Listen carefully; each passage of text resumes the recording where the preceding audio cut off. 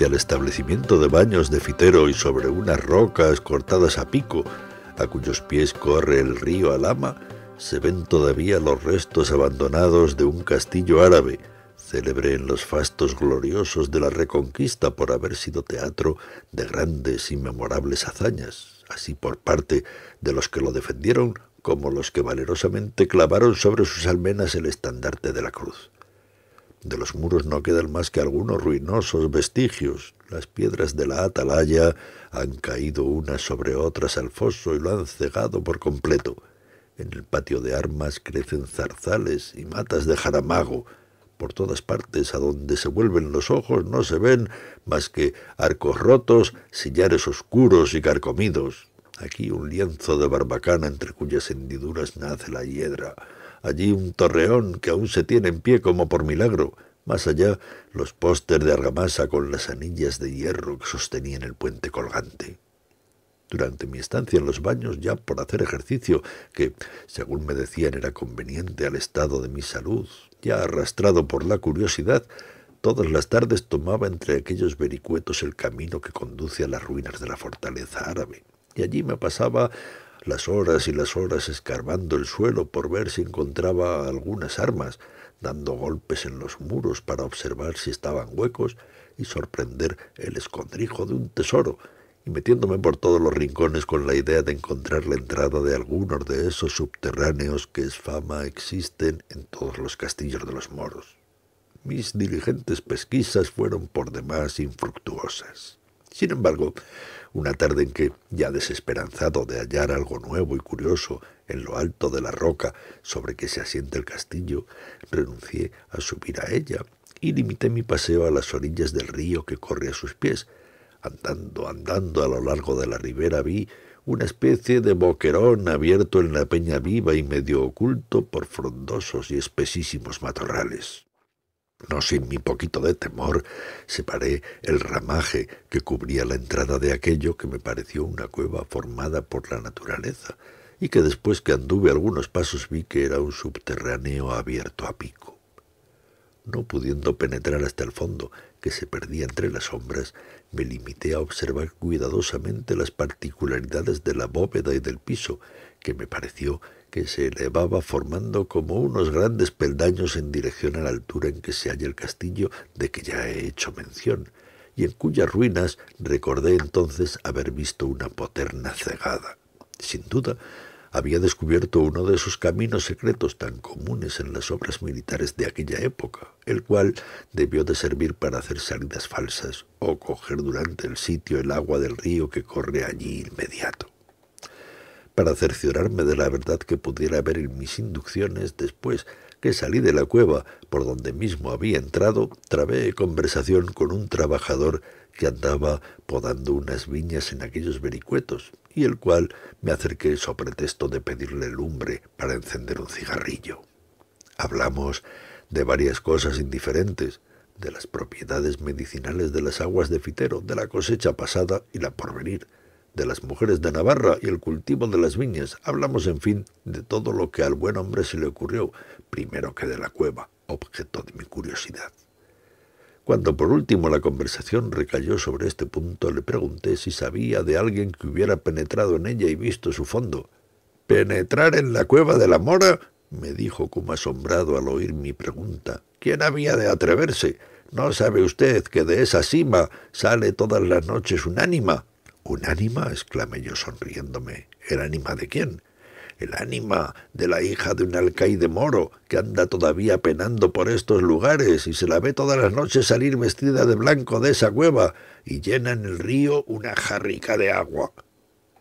Por la explicación de aquel buen hombre vine en conocimiento de que acerca del castillo árabe y del subterráneo, que yo suponía en comunicación con él, había alguna historieta, y como yo soy muy amigo de oír todas estas tradiciones, especialmente de labios de la gente del pueblo, le supliqué me la refiriese, lo cual hizo poco más o menos en los mismos términos en que yo a mi vez se la voy a referir a mis lectores.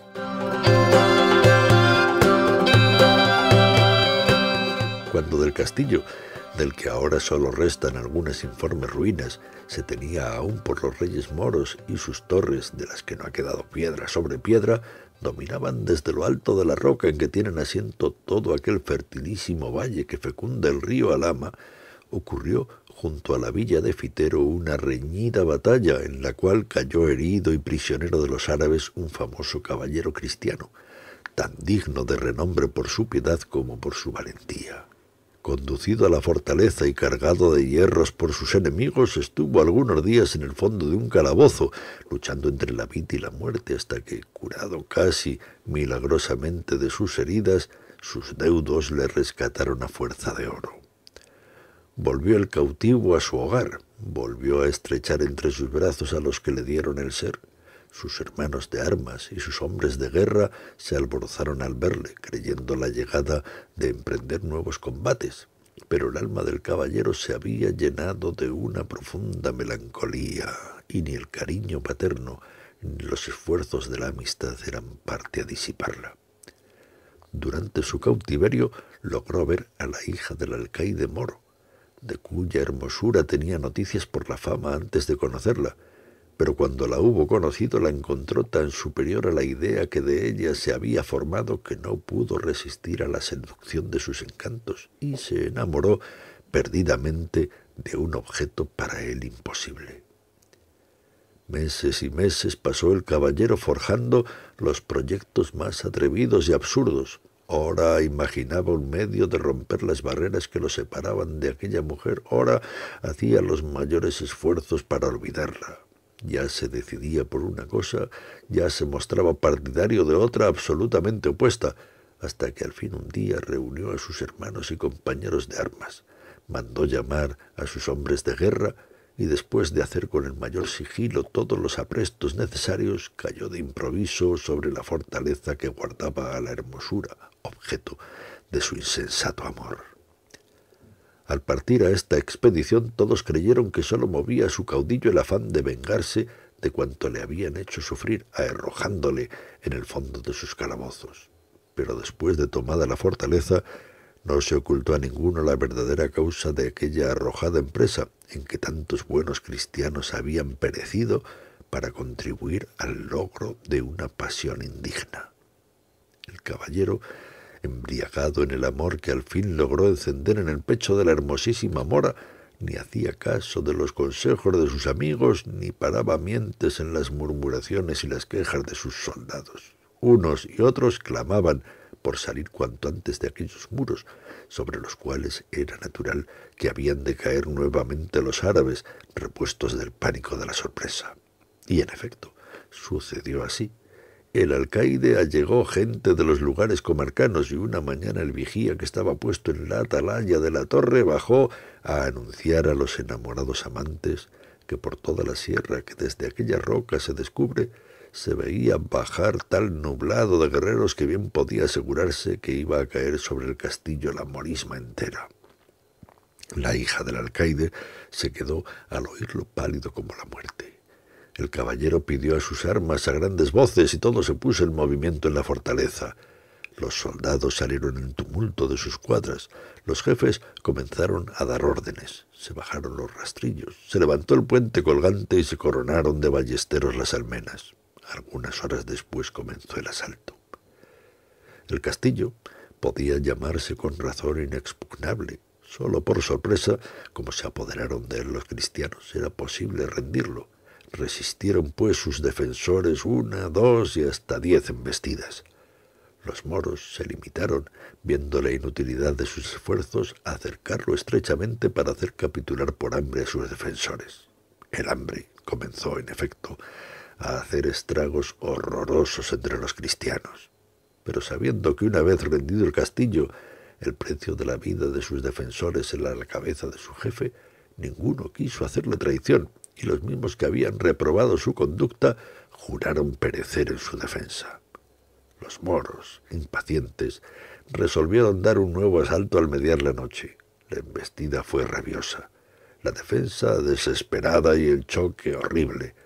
Durante la pelea, el alcalde, partida la frente de un hachazo, cayó al foso desde lo alto del muro, al que había logrado subir con ayuda de una escala, al mismo tiempo que el caballero recibía un golpe mortal en la brecha de la barbacana, en donde unos y otros combatían cuerpo a cuerpo entre las sombras. Los cristianos comenzaron a cejar y a replegarse. En este punto, la mora se inclinó sobre su amante, que yacía en el suelo moribundo, y tomándole en sus brazos con unas fuerzas que hacían mayores la desesperación y la idea del peligro, lo arrastró hasta el patio de armas. Allí tocó a un resorte y por la boca, que dejó ver una piedra al levantarse como movida de un impulso sobrenatural, desapareció con su preciosa carga y comenzó a descender hasta llegar al fondo del subterráneo. Cuando el caballero volvió en sí, tendió a su alrededor una mirada llena de extravío y dijo: «Tengo sed, me muero, me abrazo». Y en su silencio, precursor de la muerte, de sus labios secos por los cuales silbaba la respiración al pasar, solo se oían salir estas palabras angustiosas: «Tengo sed, me abrazo, agua, agua». La mora sabía que aquel subterráneo tenía una salida al valle por donde corre el río. El valle y todas las alturas que lo coronan estaba lleno de soldados moros que, una vez rendida la fortaleza, buscaban en vano por todas partes al caballero y a su amada para saciar en ellos su sed de exterminio. Sin embargo, no vaciló un instante y, tomando el casco del moribundo, se deslizó como una sombra por entre los matorrales que cubrían la boca de la cueva y bajó a la orilla del río. Ya había tomado el agua. Ya iba a incorporarse para volver de nuevo al lado de su amante cuando silbó una saeta y resonó un grito. 2 guerreros moros que velaban alrededor de la fortaleza habían disparado sus arcos en la dirección en que oyeron moverse las ramas. La mora, herida de muerte, logró, sin embargo, arrastrarse a la entrada del subterráneo y penetrar hasta el fondo donde se encontraba el caballero.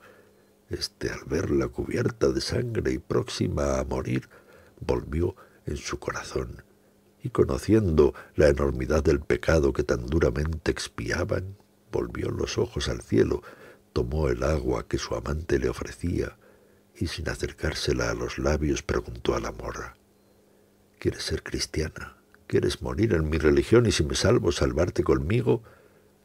La mora, que había caído al suelo desvanecida con la falta de la sangre, hizo un movimiento imperceptible con la cabeza, sobre la cual derramó el caballero el agua bautismal, invocando el nombre del Todopoderoso. Al otro día, el soldado que disparó la saeta vio un rastro de sangre a la orilla del río y, siguiéndolo, entró en la cueva, donde encontró los cadáveres del caballero y su amada, que aún vienen por las noches a vagar por estos contornos.